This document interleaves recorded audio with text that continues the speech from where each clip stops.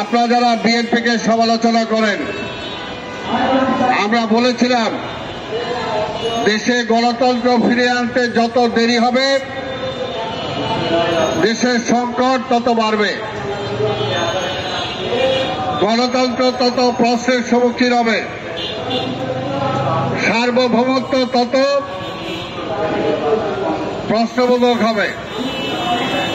এবং আমাদের কথাটা যে সঠিক এতদিনও তো সবার বোঝা উচিত। যেমনি শেখ হাসিনার আমলে বলেছিলাম, শেখ হাসিনা আপনি গণতন্ত্রের পথটা বন্ধ করেন না, সরকারে যাওয়ার সরকার থেকে নামার যে পথ সেটা হলো ভোট, এই ভোটের মাধ্যমে সরকার পরিবর্তনের পথটা আপনি বন্ধ করেন না। কিন্তু তিনি শুনেন নাই। তিনি নিজেই বলেছিলেন ক্ষমতা থাকলে নামাও জোর করে।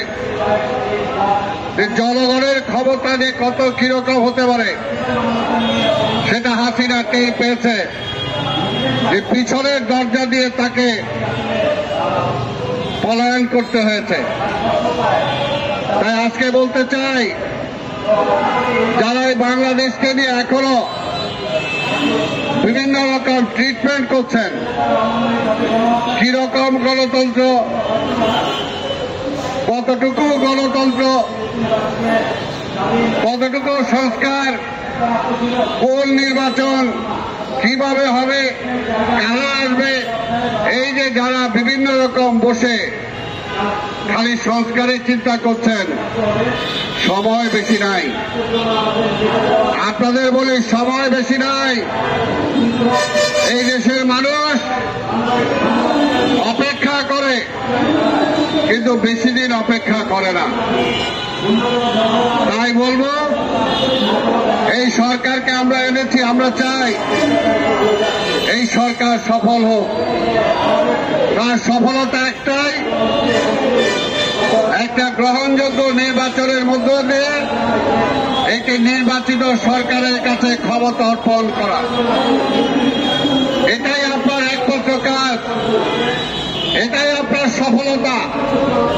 এটা যদি না পারেন তাহলে কোনোটাই প্লাস পয়েন্ট পাওয়ার সুযোগ নাই। ইতিমধ্যে অনেক মাইনাস পয়েন্ট আপনার থলিতে জমা হয়েছে, থলিতে জমা হয়েছে।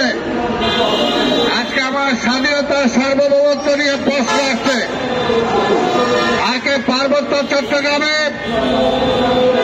বর্তমান সরকার উপদেষ্টা তিনি নিজে স্বীকার করেছেন যে প্রতিবেশী রাষ্ট্র পরাজিত ফ্যাসিবাদ ষড়যন্ত্র করে পাহাড়ে অস্থির অবস্থা সৃষ্টি করছে।